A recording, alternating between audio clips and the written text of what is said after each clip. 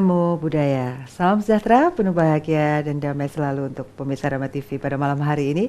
Tentunya senang sekali saya Satna Dewi akan menemani Anda 1 jam ke depan dalam acara yang kita sudah nanti-nantikan, yaitu Manage Your Mind.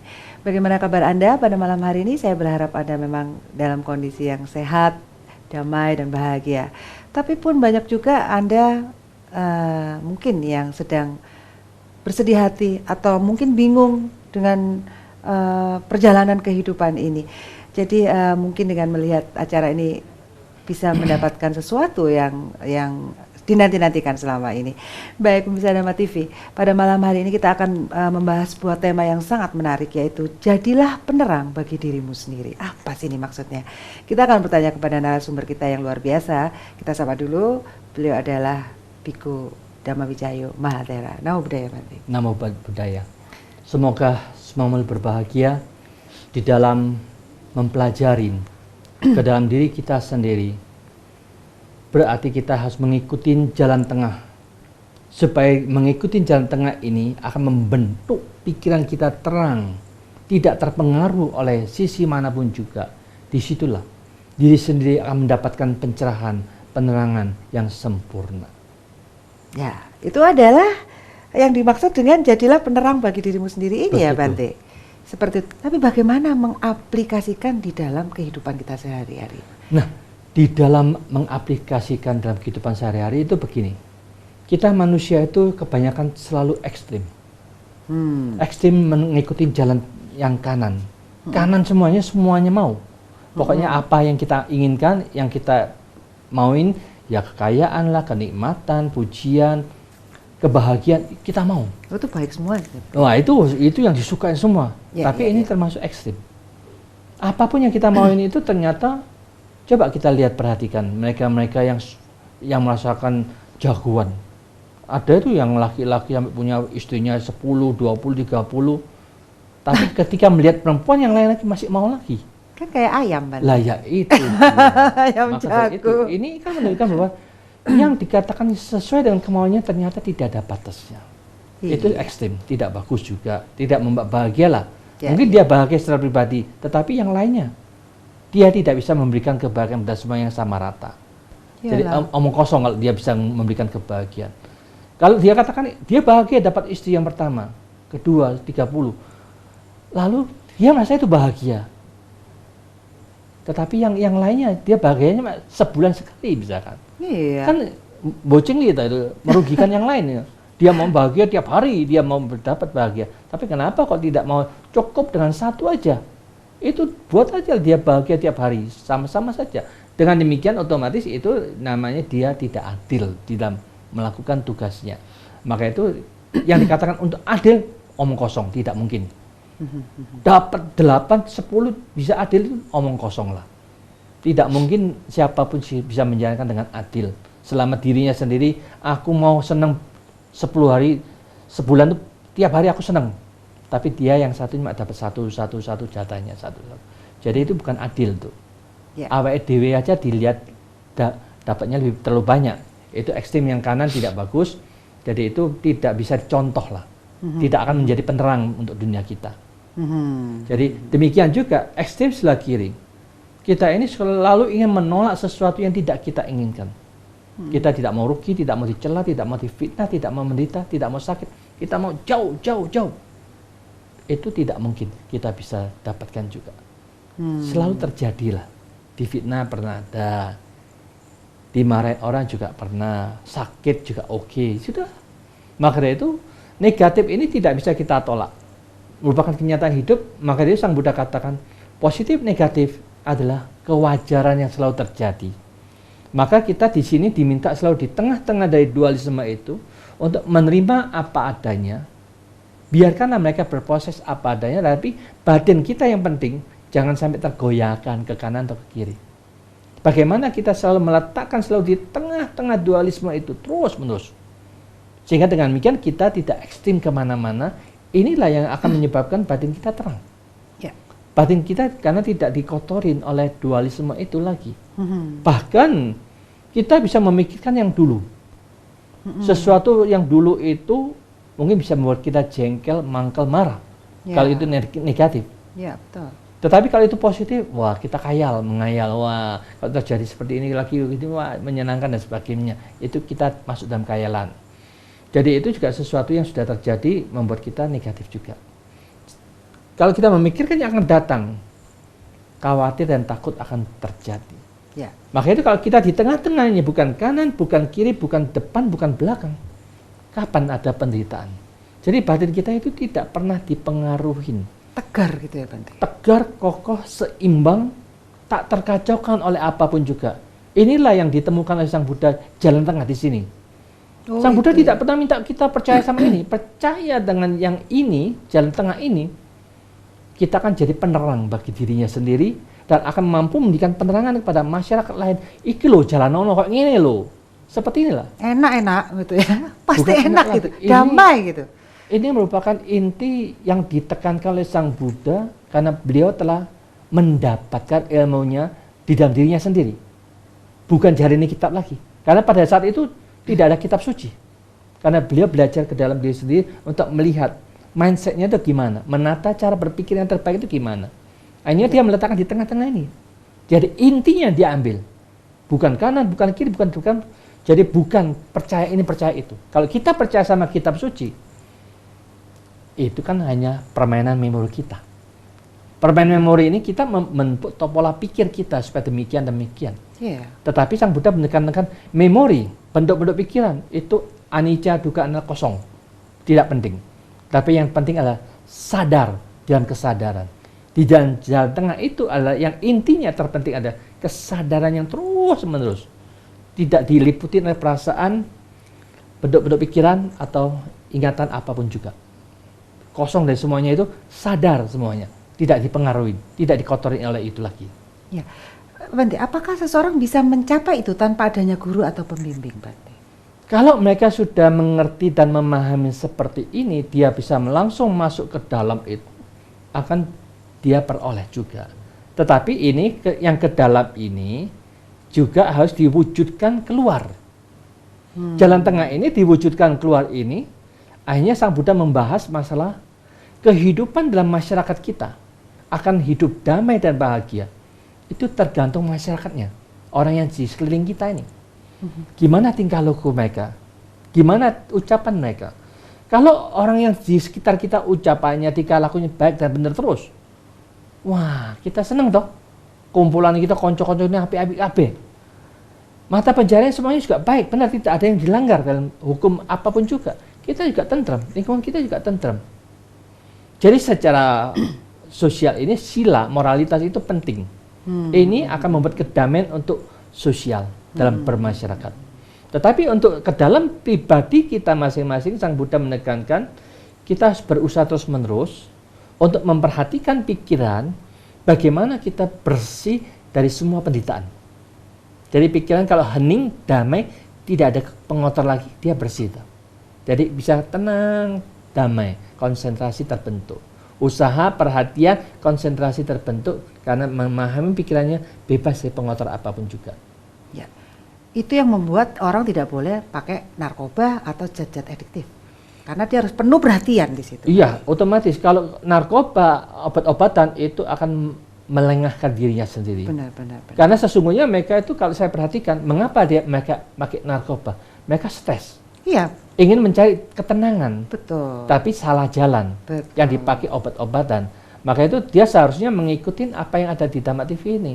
Karena kesalahannya ini juga dari pemerintah tidak mau memasukkan Dhamma TV ke seluruh Indonesia. Jadi masyarakat dia mencari cara yang salah. Iya, betul berarti.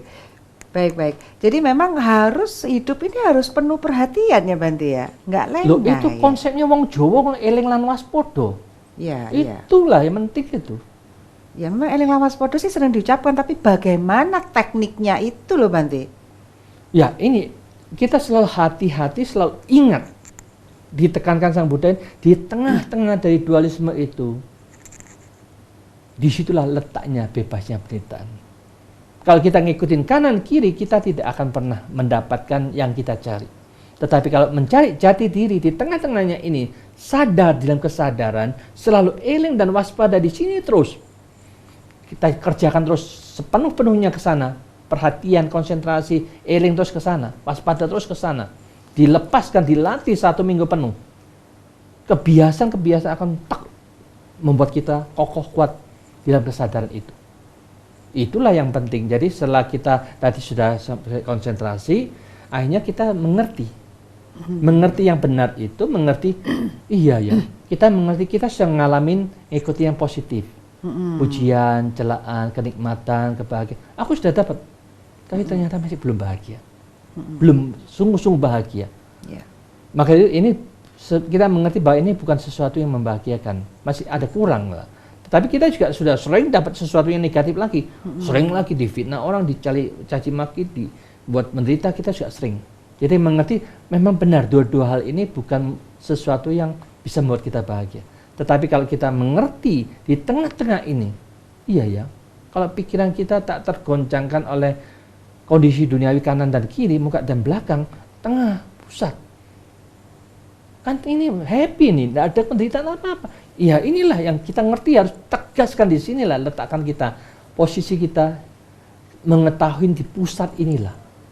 Sadar dan kesadaran, selalu eling dan waspada di sini terus-menerus. Demikian juga akhirnya pikiran-pikiran ini mulai sekarang dibenarkan terus. Ditata ulang terus-terusnya, jangan ke kanan, jangan ke kiri, ditata terus, diarahkan yang benar ini itu, di tengah-tengah terus. Jadi setiap saat sadar, kanan kiri tidak mau, kanan kiri tidak mau, hanya tengah-tengah ini sadar dan tahu, lepas semuanya. Latihan seperti ini, selalu sadar seperti ini, eling dan waspada setiap saat, kita akan mencapai hasil yang lebih cepat. Baik. Ditambah dengan yang moralitas dan susila tadi ya Bante? Ya, ini kan otomatis. Moralitas itu ketika pikiran sudah tertata rapi, pikiran sudah positif, akan terwujud dalam tingkah laku dan ucapan kok. Kalau pikiran belum tertata, ucapannya, tingkah laku amburadul. Sesuai dengan keadaan pikirannya. Ya. Baik Bante, apakah yang harus menjadi pijakan untuk penerang diri sendiri? Itu tadi ya pijakannya ya Bante? Ya, harus terus-menerus seperti itu ya Bante? Ya, itu aja. Apakah diri sendiri juga bisa menjadi sebuah perlindungan? Ya, jangan dijawab dulu. Jangan dijawab dulu Bante. Baik, penasaran? Jangan kemana-mana karena kita akan ketemu setelah satu ini. Masih bersama saya Satna Dewi dan tentunya dalam acara Manage Your Mind. Selamat malam bagi Anda yang baru memutar channel Dharma TV. Tentunya kita akan berdiskusi tentang hal yang menarik, yaitu jadilah penerang bagi dirimu sendiri. Wah, ini bisa nggak ya? Kita tadi sampai pada pertanyaan, apakah diri sendiri juga bisa menjadi sebuah perlindungan ini Bante? Ya, otomatis. Ini merupakan sesuatu kewajaran. Karena apa yang diajarkan Sang Buddha itu, semuanya itu ada dalam pikiran kita. Kalau pikiran sudah ditata sedemikian hebatnya, dia sudah punya kebijaksanaannya. Dia sudah punya ketenangannya. Dia selalu eling dan waspada. Selalu mau memperbaiki mindset-nya dengan tepat, benar, dan baik. Ini sudah dijamin aman. Karena apa? Karena itu namanya perlindungan itu akan menjadi pelindung kalau dia tidak pernah melakukan satu action yang negatif, itu akan menimbulkan reaksi negatif ke pikirannya. Kalau pikirannya menimbulkan reaksi negatif, melakukan sesuatu negatif, banyak musuh di luar, dia tidak aman, tidak terlindung. Tetapi kalau sudah pikirannya positif, walaupun ucapannya itu mungkin menyakitkan, tetapi itu demi untuk menyadarkan banyak orang, mereka bisa terima toh. Ya. Jadi mereka tidak akan bermusuhan, mengerti dan memahami. Tetapi kalau ucapannya pikiran positif, ini akan membuat orang juga senang dan bahagia. Jika dia juga akan terlindung, otomatis siapapun juga yang melakukan negatif, pikiran negatif, orang lain negatif, dia juga berbahaya. Karena pikiran negatif ini, dia nanti pada satu saat bukan karena percaya atau tidak percaya. Energi negatifnya pikiran itu akan membawa mereka ke tempat yang negatif dan kehidupan yang akan datang. Jadi dia tidak dapat terlindung oleh apapun juga. Tetapi kalau siapapun juga yang selalu berpikiran positif, punya ketenangan, kebersihan pikirannya, otomatis dia akan mendapatkan pelindungan luar biasa. Tidak ada musuh dari luar, dia juga tidak musuh dalam dirinya sendiri. Ketika meninggal, dia akan menuju berproses dengan secara alami. Karena surga dan neraka tidak ada yang menciptakan.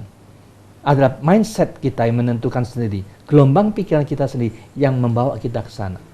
Kok katanya di surga itu banyak dewa-dewi, bidadari-bidadari itu gimana Bante? Benar nggak sih Bante?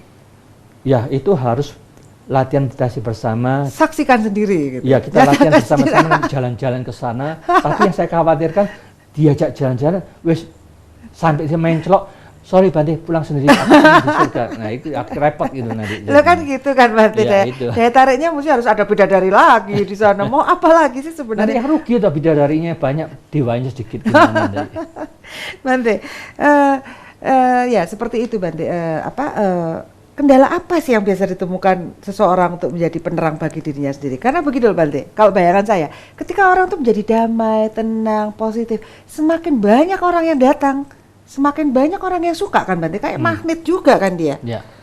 Nah ini kan ada godaan, ada kendala-kendala lagi di sini Bante. Ya otomatis mereka itu kan sudah melihat dan merasakan.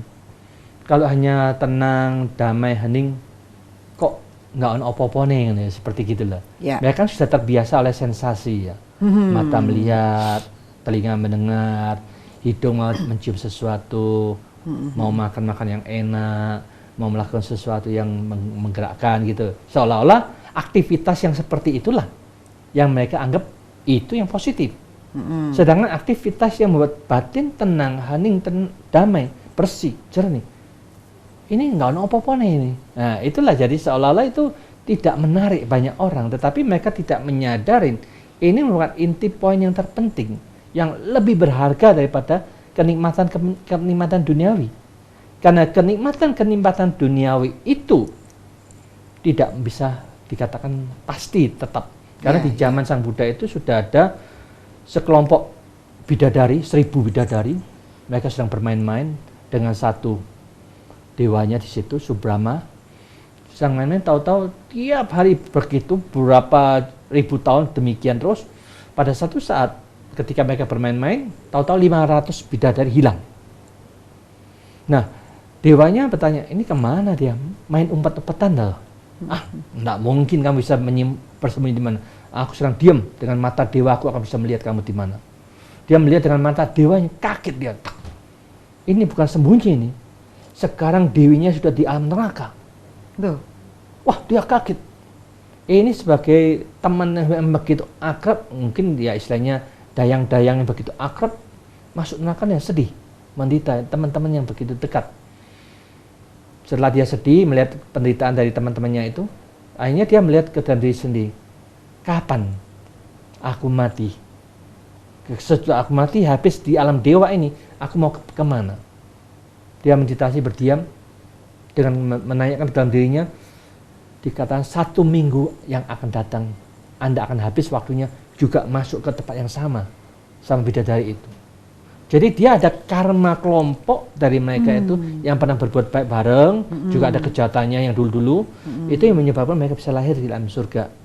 Ketika mereka alam surganya dia habis, ini membuat mereka masuk ke alam yang rombongan negatifnya itu langsung rombongan masuk ke sana. Tetapi dia masih banyak negatif, positifnya banyak, jadi dewanya masih bertahan. Sehingga dengan demikian itu menunjukkan bahwa kebahagiaan apapun juga selama belum memiliki kepastian, dia bisa berubah langsung ke neraka. Tetapi ketika dia tahu demikian ini, dia tanya kepada dewa-dewa yang sana, siapakah yang bisa menunjukkan supaya saya ini tidak sampai masuk ke neraka? Akhirnya di alam sana, dewa yang tertinggi mengatakan, kamu hanya bisa menemui Sang Buddha yang ada di Wihara Jetavana. Sang Buddha mengarahkan begini, kendalikan semua indera kamu dengan baik. Manfaatkan waktu sebaik-baiknya. Sadar sepenuhnya untuk melatih vipassana. Itulah akan membebaskan dari kemelekatan apapun juga. Kata-kata ini dia mengerti tepat karena dia sudah membuang waktu di alam surga itu happy terus. Itu tidak terkendali tau indrawinya. Iya, betul. Karena dianggap ini menyenangkan. Memang ini yang dicari di alam surgawi. Itu tidak menyenangkan. Ternyata ini berbahaya. Harus dikendalikan. Ini harus gimana? Kesadaran diperkuat. Harus vipassana melihat apa adanya. Memang dari senang bisa berubah menjadi penderitaan, itu merupakan kewajaran hidup. Biarkanlah apa yang terjadi, biarkan apa adanya. Aku percaya memang apapun yang berubah, dia akan menderita. Aku percaya ini semua kosong juga, kosong. Akhirnya saat itu langsung dia mencari kesucian yang pertama. Ketika kesucian yang pertama dia sudah menemukan jalan tengah, dengan kokoh, mantap. tidak mau ke kanan, tidak mau ke kiri, tidak ke depan, tidak ke belakang, tidak mengkhawatirkan yang akan datang lagi. Karena saat dia mencapai tingkat kesucian yang pertama ini, neraka sudah ditutup. Karena dia sudah mendapatkan kebijaksanaan yang begitu tinggi oleh ajaran Sang Buddha yang sedetik itu juga dia paham. Itulah kehebatan. Ya, Bante, kalau dalam bayangan saya ketika kita di jalan tengah itu tadi, Bante, ya. Itu kan berarti suasananya itu sepertinya hambar ya, Bante. Suasananya hambar dong, Bante. Itu yang kemudian membuat indera-indera kita sudah tidak terpakai. Kita ini kan hidup makhluk yang yang memakai indera untuk merasakan, untuk melihat. Ketika itu sudah di jalan tengah, kita sudah nggak pakai dong, Bante. Kita tetap bisa mendeteksi, tetap bisa kontak, tetapi kita tidak melekat. Iya. Perasaan apapun juga ada. Hambar dong, Bante, berarti. Tetapi kita tahu ada makan es krim, enak, nikmat, harum, tahu. Tapi ya ada ya dimakan, nggak ada ya wes itu. Kalau kita yang punya nggak mau harus es krim belikan, nah kan duren gitu. kalau 10 dimakan. Dengan demikian keinginan itu harus dipenuhin apa yang diinginkan. Jadi itu yang memaksa mereka untuk dibelikan ya. Jadi membuat orang lain menderita. Jadi kalau di dalam Jawanya itu sawajarnya ya, sak madyo cukup aja. Ya gitu. Seadanya lah. Secukupnya aja lah gitu ya. Gitu itu membuat kita akhirnya masuk ke nibbana mungkin nanti. Ya, kalau bisa dilatih seperti ini terus menerus, kita selalu di jalan tengah, mengosongkan dari dualisme, di situ, akhirnya kita masuk di dalam kekosongan terus menerus, seolah-olah nibbana, kosong, hening, bebas. Nah itu, terus seperti itu, dibebaskan seperti itu, dibiasakan seperti itu, siapapun yang membiasakan seperti ini merupakan kunci latihan kebiasaan di manajemen pikiran kita sendiri. Siapapun yang membiasakan seperti ini, dia akan mendapatkan itu. Ya. Jadi ilmu Sang Buddha itu bukan dimiliki Sang Buddha toh. Semua makhluk yang menyadarin bahwa apa yang diajarkan Sang Buddha ini sudah dibuka, terbuka, tidak ada rahasia. Ya. Tidak usah bayar lagi loh. Kalau mereka mau belajar begini, wah ini hebat, ini ilmunya hebat, harus bayar 500 juta aja. Murah itu kalau didapatkan. Betul. Padahal kita semua piranti atau perangkatnya ya sama ya seperti itu. Cara sistemnya ya seperti itu ya, Bante ya. Yang dituju ya sebenarnya jalan tengah itu. Jalan tengah itu aja, Bante, sampai ke nibbana nanti. Dan itu merdeka ya. Bebas kita, tidak dijajah oleh apapun juga, tidak dijajah oleh perasaan, tidak ada jajah memori kita, tidak dijajah oleh bentuk-bentuk pikiran kita yang ngawur cara berpikir kita, tidak mau lagi semuanya. Itu kosong, tidak ada gunanya. Ya, Bante, setelah kita mengerti tentang penerangan untuk diri sendiri itu tadi, Bante, kita udah ngerti nih ya. Bagaimana kita membagikan untuk orang lain, Bante? Ya, memang. Jadi kita harus diwujudkan ke dalam diri kita terlebih dahulu. Nanti orang lain akan melihat, oh, orang ini sudah ngikutin cara yang diajarkan Sang Buddha seperti ini, dia kok sudah berubah menjadi lebih baik. Nah, orang lain akan menyebabkan dia akan melihat, oh ini dia ikut latihan agama ini kok lebih bagus. Kalau dia menjadi umat Buddha tetapi tetap bobrok, tetap jelek, sopo, opo kan ikut agama itu podo tetap elek. Siapa yang mau ngikutin itu? Yeah. Jadi ada perubahan dalam hidupnya, cara ngomongnya, tingkah lakunya, cara berpikirnya, pengarahannya. Dia lebih manis, lebih menarik. Jadi orang lain senang. Dengan demikianlah dia mengajaklah 1, 2, 3 dan seterusnya. Apalagi kalau kita banyak yang menyadari seperti ini, memang satu-satunya mereka yang ada uang banyak, tidak ada salahnya. Mereka bisa mendirikan satu Dhamma TV lagi di mana, apakah di Denpasar, apakah di Solo, dan sebagainya. Jadi mereka itu harus mencari orang yang mau berkorban, bukan orang mau mendapatkan. Kalau ingin mendapatkan sesuatu, jangan ikutin cara kita. Karena Sang Buddha mengajarkan, siapapun yang mau berkorban demi membahagiakan makhluk yang lain, dia harus mau berkorban apapun juga. Ya, berbagilah, Bante. Membagikan apapun yang demi kebahagiaan yang lain. Ya, Bante, apa yang didapat seseorang setelah bisa menjadi penerang bagi dirinya sendiri dan orang lain? Jangan jawab dulu, Bante. Baik, Pemirsa Dhamma TV, tentu pembicaraan semakin seru. Jangan kemana-mana, kita akan ketemu setelah satu ini. Baik, Masih dengan saya, Satna Dewi, tentunya di dalam acara Manage Your Mind, bagaimana menata batin kita agar menjadi lebih bahagia. Dan tentunya tema pada malam hari ini menarik sekali, yaitu jadilah penerang bagi diri sendiri ya. Kalau belum bisa mampu untuk orang lain, jadilah penerang bagi diri kita sendiri. Nah ini Bante yang kita mau tanyakan, apa yang didapat seseorang setelah bisa menjadi penerang bagi dirinya sendiri? Yang didapat itu bagaimana nih ciri khasnya? Otomatis yang didapat ini sesuatu yang sangat-sangat lain dan berbeda sekali. Karena mereka memahami citang babasarang, memahami bahwa pada mulanya batin semua makhluk itu terang benderang. Dan mengerti mengapa sekarang kita ini dikotorin, itu banyak tamu-tamu yang masuk melalui keenam indera kita inilah, yang mengotori batin kita. Dengan demikian sekarang dia sudah tidak ada pengotor lagi, batinnya bersih, jernih, hening, tenang, segar, cemerlang. Jadi dengan demikian tidak pernah menderita lagi kita. Tetapi kalau kita dikotorin oleh keinginan-keinginan nafsu-nafsu keinginan kita melalui keenam indera ini, kita kecewa, kita jengkel, kita mangkel, kita kurang puas. Begitu terus-menerus. Jadi ingin ini macam-macam, tapi keinginan yang didapat dari 100 keinginan yang didapat cuma 1 atau 2 aja. Jadi kita banyak yang tidak puas gitu. Banyak yang tidak kita peroleh. Jadi itu membuat kita menderita. Tetapi ketika dia sudah bebas dari penderitaan, kalau dikatakan bebas dari penderitaan, apa yang didapat? Hening, damai, tidak ada apa-apa di situ memang. Jadi nggak ada yang didapat sesungguhnya. Lepas saja gitu. Iya lepas saja. Jadi tidak bisa dinilai dengan materi apa yang didapat saat itu. Betul. Kebebasan pikiran ini bukan sesuatu materi. Kebebasan pikiran kita dari semua penderitaan adalah sesuatu pikiran yang jernih, hening, cemerlang, terang benderang yang tidak ada apa-apa juga di sana. Bukan materi, bukan emas, bukan berlian, tidak ada, bukan apa-apa itu. Cuma sadar sempurna gitu. Ciri khasnya apakah menjadi lebih sahaja mungkin Bante? Ya mereka lebih rileks, lebih santai, tidak terlalu gusa-gusu lagi, tidak ada yang yang dipikirkan untuk mendapat ini, mendapat itu. Jadi kalau pejabat semua seperti ini kan negara akan kaya raya. Karena pejabat justru malah kaya raya ya Bante?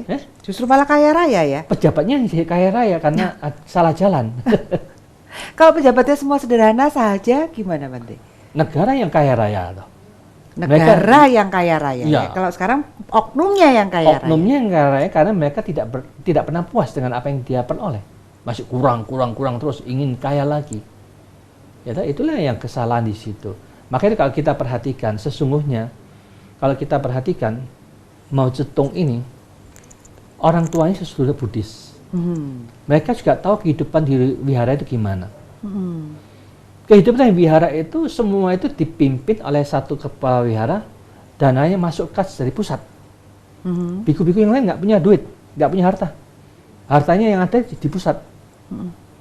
Sehingga dia melihat, waduh, ternyata wihara kaya raya karena duitnya sana. Kenapa? Karena semuanya apapun yang dapat masuk wihara kayak ada di tengah negara, di tengah wihara itu sendiri, ketuanya. Sehingga itu ditiru oleh Mao Zedong. Masyarakat harus menjalankan caranya, sebagian dari wihara itu ditiru. Pokoknya hartanya masuk ke negara semua, rakyat hanya cukup makan. Seperti para biku dianggap seperti gitu, cukup makan, cukup minum, diberikan kebutuhannya. Jadi dengan demikian ini dia hanya meniru sebagian, tapi tidak meniru apa yang dilakukan. Karena Mao Zedong kan istrinya juga banyak, biku-biku nggak punya istri, itu nggak mau ditiru. Iya Bante, beda ya Bante ya. Dia ngambil sepotong-sepotong ini. Dan sebenarnya bagaimana dengan Triratnanya Bante? Triratna ini sesungguhnya merupakan sesuatu yang sangat-sangat luar biasa ya. Karena Triratna itu 3 berlian. Siapapun yang memiliki kebijaksanaan, siapapun yang memiliki ketenangan pikirannya, siapapun yang selalu eling dan waspada, siapapun yang eling dan waspada, dia tidak ada satupun yang mau menderita kok. Ketika dia menderita itu dia tidak eling, tidak waspada ke diri sendiri, dia menderita sendiri. Kalau dia eling dan waspada, penderitaan ada sampah tidak mau dipikirkan, dibuang. Jadi selalu disempurnakan, dimanage dengan baik pikirannya, dibuang semua itu. Itu adalah sifat-sifat Agung Sang Buddha sebagai berlian yang pertama. Ketika kesempurnaan dicapai di batinnya, itulah berlian yang sangat berharga. Lalu apa yang dikatakan Dhamma? Dhamma ini apa yang diajarkan Sang Buddha? Apa yang diajarkan bukan ada di kitab suci. Sesungguhnya Sang Buddha sudah mengajarkan kitab suci yang sesungguhnya itu ada di dalam diri kita masing-masing. Kita diminta belajar menggunakan mata, telinga, hidung, mulut, tubuh, dan pikiran ini loh. Karena positif, negatif dari sini, ke 6 indera ini. Betul. Senang dan tidak senang juga dari 6 indera ini. Belajar di situ. Bagaimana kita bisa memahami untuk apapun yang negatif jangan sampai masuk. Kita kan pasti tidak menderita pikiran kita. Kalau pikiran-pikiran kita sudah negatif muncul, jangan sampai kita ucapkan, sampai kita lakukan. Tidak membuat penderitaan orang yang lingkungan kita. Tetapi apapun yang positif dari yang lain itu kita masukkan. Akan menjadi program pola pikir kita, memori kita, bentuk-bentuk pikiran jadi positif.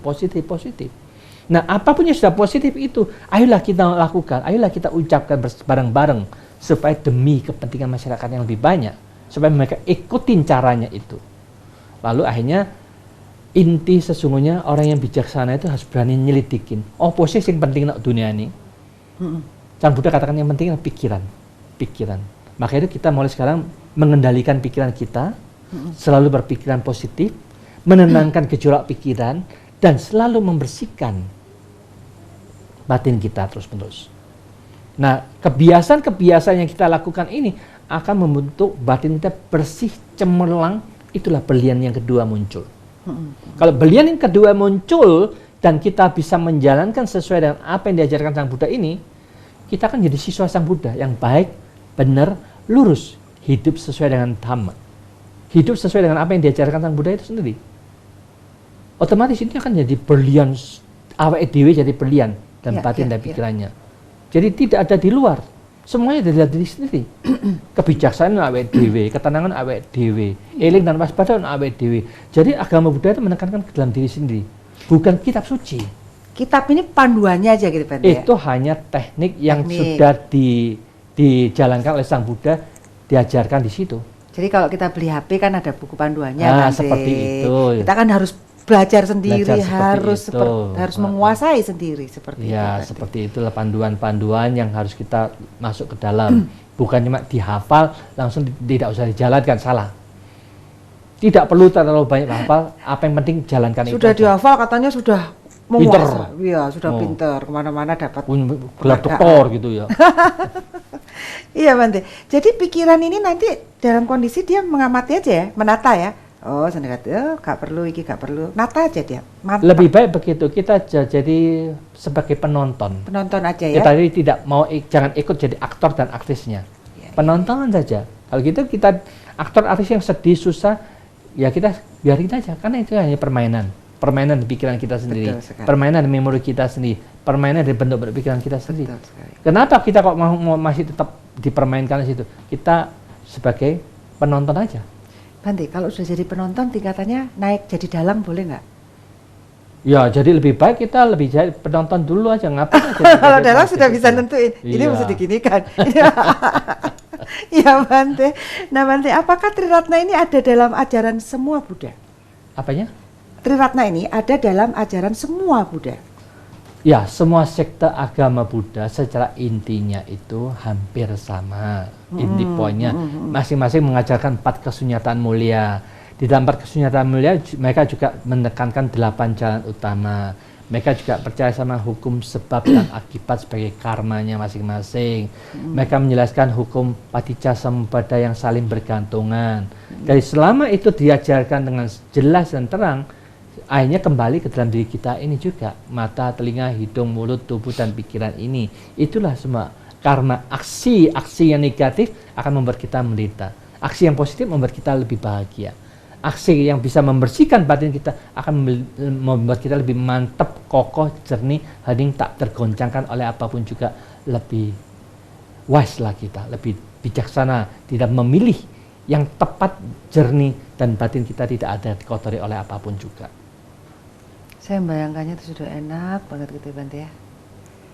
Nggak usah dibayangkan, harus langsung diterapkan. Merasakan gitu ya, bisa merasakan. Supaya merasakan. Masih melatih ini, Bante. Iya. Bagaimana penerapan dalam kehidupan sehari-hari, Bante? Dengan banyaknya masalah nih.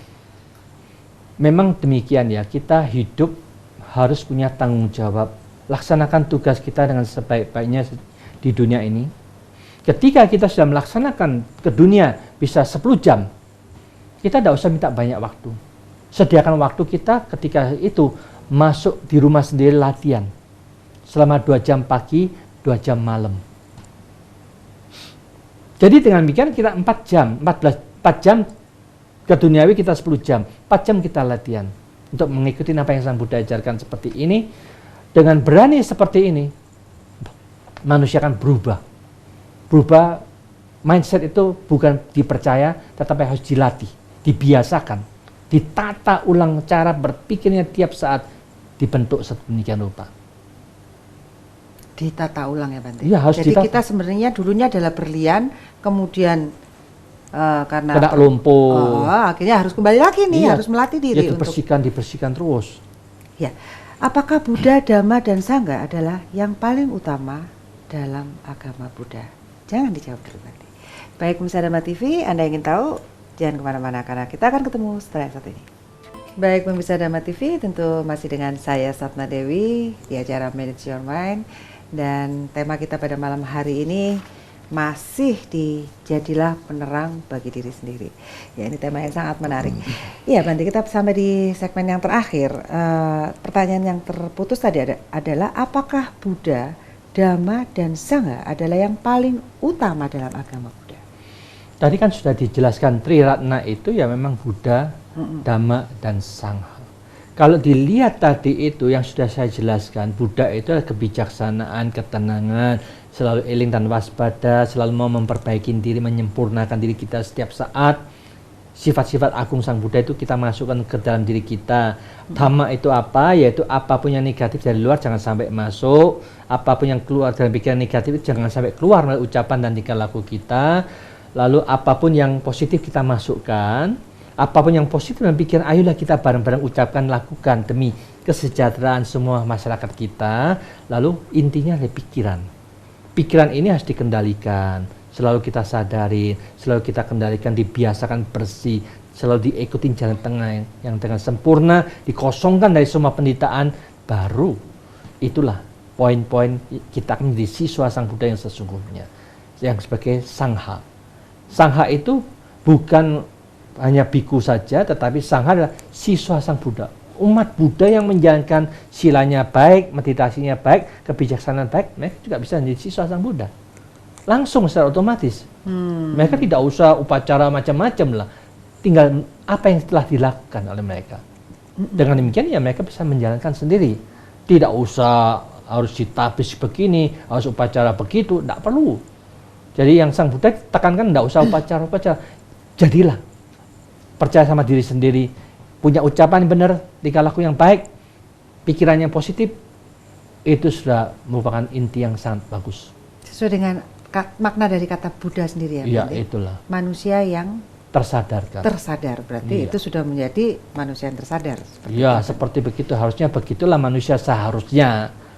Nah, Bante, kadang-kadang kita nih kalau misalnya sampai kelewatan mau kesal gitu ya Bante, kadang-kadang keluar kata-kata yang negatif lah Bante ya. Supaya itu sadar gitu tuh kita harus mengucapkan apa sih Bante? Nah, sebelum kita kesel, jengkel sama orang itu sifat kebiasaan buruk dari kita. Maka itu sifat buruk kita ini harus kita tutup dengan sifat positif terlebih dahulu. Setiap saat, setiap detik itu dimanapun juga, waktu kita duduk, berjalan di mobil, naik sepeda motor atau naik mobil, bekerja, dalam batin kita sebutkan OE, OA, Metta, Buddho. Semua perempuan, semua laki-laki, kita pancarkan cinta kasih dengan mengharapkan mereka bahagia semurni Sang Buddha. Jadi Sang Buddha tidak ada pamrih, dia mengharapkan bahagia. Jadi Sang Buddha tidak mengharapkan siapapun menderita. Sehingga dengan seandainya Sang Buddha ini penentu surga dan neraka, Sang Buddha tidak akan menciptakan neraka. Semuanya masuk ke surga. Tetapi karena Sang Buddha tahu ini bukan beliau yang menentukan adalah pikiran tiap-tiap individu, dia tidak bisa apa-apa. Karena pikiran dia sudah terbiasa negatif, jahat, jelek, ya dia harus menerima akibat dari kebiasaan cara berpikir mereka. Jadi bukan Sang Buddha yang menentukan. Tetapi siapapun juga, dia tidak pernah ke arah Sang Buddha, tidak menyembah Sang Buddha, bukan umat Buddha, tetapi dia suka berbuat baik, pikiran selalu positif, membantu orang tua, menyenangkan orang tua, menyenangkan lingkungannya, selalu berbuat baik. Dia bisa masuk surga. Jadi dengan demikian ya otomatis kepercayaan yang seperti ini adalah kepercayaan yang universal, yang berlaku kepada siapapun juga. Ya, jadi kalau kita melihat seseorang yang negatif atau mungkin keluarga dekat, kerabat ya atau siapapun, bisa nggak sih Bante hanya dengan didoakan saja Bante? Misalnya jauh nih. Apa doa kita misalnya? Apa afirmasi kita untuk supaya selain kita bisa memaklumi, jadi kalau saya tangkap begitu ya Bante ya, dengan memaklumi dengan cinta kasih kita bisa maklum seakan ya walaupun ternyata cik bodoh gitu kan, bisa seperti itu. Tapi ada nggak sih sebenarnya suatu afirmasi atau frekuensi yang disalurkan sehingga membuat dia menjadi lebih baik gitu Bante? Ya, kalau kita punya energi pikiran kita sangat positifnya kuat terus menerus, ini kan power dari pikiran kita makin lama makin kuat. Makin kuat ya sekarang kekuatan pikiran ini bisa akan kita salurkan terus pancarkan ke sana juga bisa. Kebanyakan orang-orang yang cara berpikir negatif ini tanpa mereka sadarin ada energi kekuatan negatif yang dari luar itu juga bisa nempel, mendekat, memperkuat kekuatan pikiran negatifnya itu. Ketika kita sudah memancarkan kekuatan positif ini, kemungkinan energi negatif yang mempengaruhi ini, wah ada kekuatan energi yang memancar ke sini, dia akan tidak tahan, lama-lama nggak tahan, tidak akan mempengaruhi, dia negatifnya itu hanya sebagian dari dirinya sendiri. Ya kecil. Kan berarti berkurang. Iya betul. Tetapi kalau didukung yang di luar ini lebih banyak, lebih keras lagi.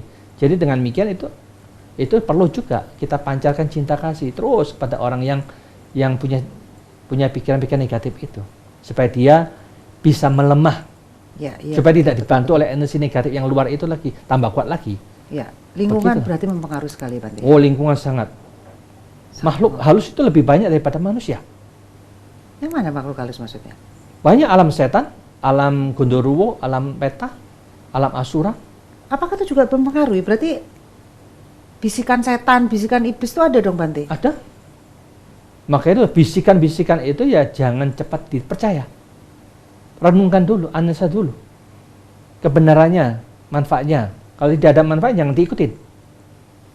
Kalau itu benar, itu baik, jalankan. Ya. Setannya nggak bisa berbentuk manusia ya Bante ya? Oh, bisa dia menyamar sebagai manusia, bisa. Banyak sekali bisa. Ya Bante ternyata. Banyak. Ya. Setelah kita meyakini Triratna, apakah juga bisa menjadi pijakan untuk menjadi penerang bagi diri sendiri? Otomatis siapapun yang yakin mantap dengan Triratna itu, yakin sama Buddha, Dhamma, Sangha, dan akan diwujudkan dalam ucapan yang benar dan baik. Mereka juga harus berani untuk menata pola berpikir. Karena banyak umat Buddha yakin Buddha, Dhamma, Sangha, meditasi nggak pernah dijalankan. Jadi meditasi tidak dijalankan ya dia hanya kerja, stres. Pikiran dikotorin banyak faktor. Ini sama tidak ada bedanya dengan umat biasa. Jadi dengan demikian pikirannya juga tidak terkendali, tidak terisi, tidak tertata dengan baik. Ternyata ya umat Buddha kok bodoh ya dah. Jadi sama saja. Jadi ini bukan umat Buddha, ini umat tradisi yang percaya sama Buddha tetapi tidak menjalankan sistem yang telah diajarkan Sang Buddha. Kita harus bekerja ke duniawi 10 jam, bekerja ke dalam 4 jam. Jadi menata cara seperti ini, kebiasaan itu akan membentuk watak kita yang terbaik. Karena di banyak tempat, banyak umat kita itu, misalkan dia umurnya 51. Dia tiap hari itu, pagi dan malam, baca parita, membaca sifat-sifat agung Sang Buddha itu 51 plus 1.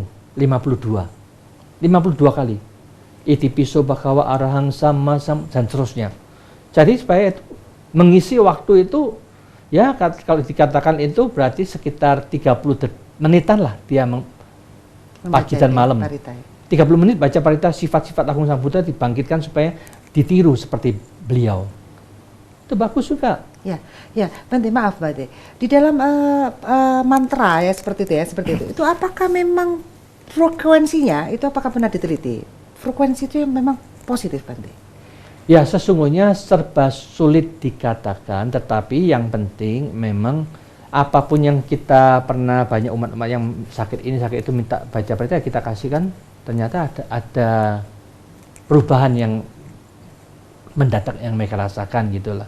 Jadi frekuensi itu sudah pasti ada lah berarti ya, ada kekuatan. Pasti lah, frekuensi itu positif pasti ya. Karena itu kekuatan kita baca ini sesungguhnya Sang Buddha katakan kekuatan diri kita itu cuma 10%. Kekuatan Buddha 10%, kekuatan Dhamma 10%, kekuatan Sangha 10%.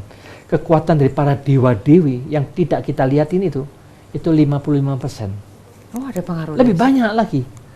Jadi dengan demikian kalau kita mau apapun juga, kita jangan minta sama Sang Buddha.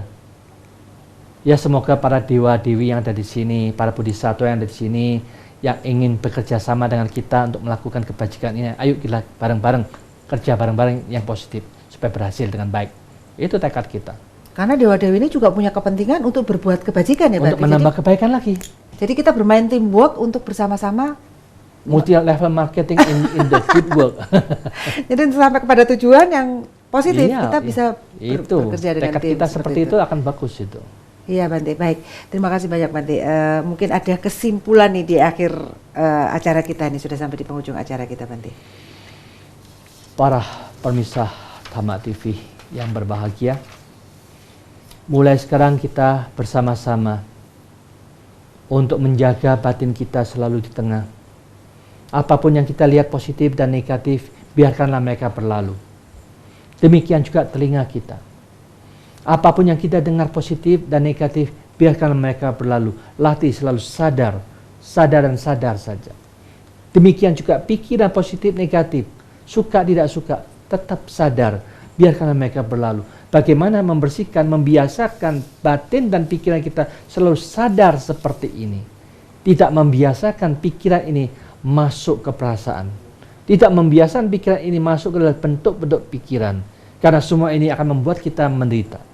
Kalau kita membiasakan kesadaran ditarik selalu sadar di atas-atas apapun gejolak dari pikiran-pikiran itu, permainan perasaan, memori, bentuk-bentuk pikiran, kita tidak mau masuk lagi. Bahkan masuk ke tubuh kita, sudah jangan lagi masuk ke tubuh kita. Biarkanlah tubuh ini apa adanya, tapi yang penting sadar. Sadar dan sadar seterus-terusnya. Disinilah Anda akan menjadi penerang dalam diri Anda sendiri, terus terang benderang setiap saat, sadar sepenuh-penuhnya, selalu eling dan waspada seperti ini. Anda pasti menjadi penerang dalam diri Anda sendiri, tidak perlu diragukan lagi. Latihlah sungguh-sungguh, Anda akan menemukan diri Anda sejati seperti apa yang saya katakan ini. Karena ini adalah inti yang diajarkan Sang Buddha, supaya kita semua mendapatkan penerang di dalam diri kita, sadar sepenuh-penuhnya, akan menjadi sarana penerang hidup kita bersama. Semoga semua makhluk berbahagia. Sekian, terima kasih. Ya, terima kasih Bante. Baik, bagaimana Anda mendapat banyak pencerahan pada malam hari ini? Saya belajar pada malam hari ini, kembali ke kesejatian kita, kembali ke fitrah kita katanya, kembali ke hakikat diri kita sendiri. Kita akan menjadi makhluk-makhluk yang mulia, seperti itu. Baik, pemirsa Dhamma TV, tentunya kata kunci kita adalah mind, it's not everything, but everything is from mind. So, manage your mind. Saya Satna Dewi dan kru Dhamma TV mengucapkan banyak terima kasih dan tentunya selamat malam. Sabe Sata Bhavantu Sukhitata. Semoga semua makhluk berbahagia.